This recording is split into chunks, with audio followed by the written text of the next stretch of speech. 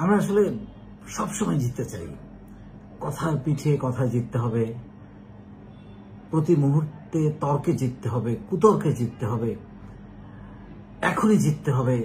রাস্তায় দাঁড়িয়ে কিছু একটা বলে এখনই পরিচয় দিয়ে দিতে হবে যে আমি কে, তুই আমাকে চিনস টাইপের।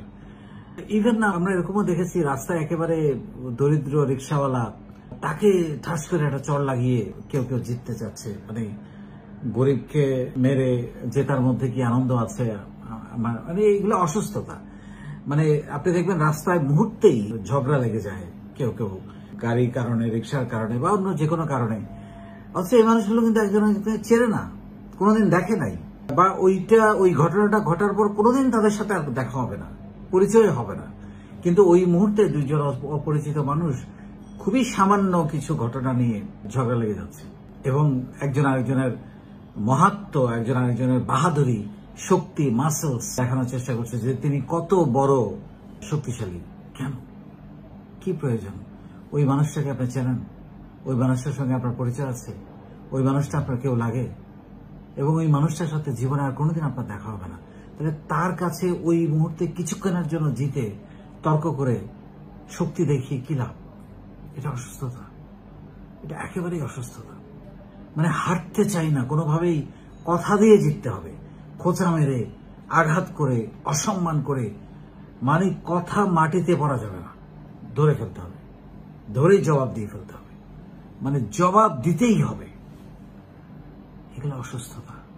আল্লাহ না করুক এই যে রাস্তায় ছোট ঘটনা থেকে, সামান্য খুবই হয়তো তর্কাতর্কি থেকে আপনার মাথার মধ্যে একটা ইট মেরে দিতে পারে, একটা বাড়ি মেরে দিতে পারে, আপনি অজ্ঞান হয়ে রক্ত ছুটে আপনি মারাও যেতে পারেন।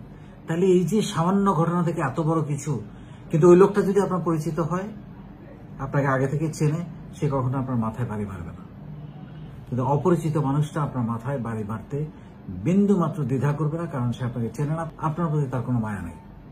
তবে মানুষ হিসাবে আমাদের আসলে মানুষের প্রতি মায়া থাকা দরকার। আমরা চিনি বা না চিনি, একটা মানুষকে কেমনে আর একটা মানুষ আঘাত করে, কিভাবে কিভাবে সম্ভব? এটা কতটা অনৈতিক, কতটা হিংস্র এবং কতটা অসুস্থ প্রতিযোগিতা না হলে এটা সম্ভব যে একজন মানুষ আরেকজন মানুষকে আঘাত করবে? তাহলে মানুষের বিবেক কোথায়? ভালোবাসা কোথায়? বিনয় কোথায়? মানুষের সৌন্দর্য কোথায়? মানুষ হিসাবে আপনি যে মহৎ, মহান, আশরাফুল মখলুকাত, সেটা কোথায়? এগুলো তো জন্তু জানোয়ারদের কাজ, যাদের বিবেক নাই, বুদ্ধি নাই, যারা বিবেচনা করতে পারে না। সো তাৎক্ষণিক অন্যকে ঠকিয়ে, কারো ক্ষতি করে, কারো হক মেরে আপনাকে জিততে হবে, অনেক শর্টকাট। কোনো আনন্দ নাই এইসব জিতায়, এটা অসুস্থতা। কষ্ট করে, সময় নিয়ে, পরিশ্রম করে, জবাব না দিয়ে, কাজ করে, বিনয় দিয়ে, ভালোবাসা দিয়ে জেতার চেষ্টা করে। সবচেয়ে বড় সৌন্দর্য হচ্ছে ভালোবাসা দিয়ে জেতা। কখনো কখনো হেরে গিয়েও ভালোবাসার জয় করে জেতা যায়, ভালোবাসার কারণে জেতা যায়, হেরে যাওয়া যায়। সেটা এক ধরনের জেতা, যে আমার ভালোবাসা জিতেছে, আমি যাকে সম্মান করি সে সম্মান জিতেছে। কেন সবসময় জিততে হবে? আর এই জিতার চিন্তাটা খুবই ঠুনকো, সাময়িক, কয়েক মিনিটের, কয়েক ঘন্টার, তারপর শেষ। কিন্তু আপনি যেটা অর্জন করে জিতবেন, কষ্ট করে, পরিশ্রম করে, মেধা দিয়ে, দক্ষতা দিয়ে, সময় নিয়ে যেটা জিতবেন, সেটা চিরস্থায়ী। সেই জিত কেউ নিতে পারবে না। দেখতে হবে দূরের জিত, ইমিডিয়েটলি, এই মুহূর্তেই, এই কথা দিয়ে আমাকে জিতে ফেলতে হবে, নো। দূরের জিত। কখনো কখনো হারতে জানতে হয়। আপনি যখন হারবেন, আবার যখন জিতবেন, তখন আপনি জিতার আনন্দ পাবেন। প্রতিবার জেতার মধ্যে আনন্দ নাই, অর্জন নাই, খুশি নাই।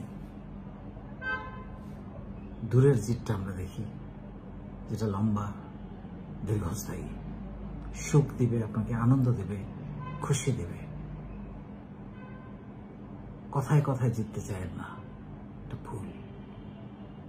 মুহূর্তেই কথার পিছে কথা বলে জিততে চাওয়াটা এক ধরনের চরম অসুস্থতা।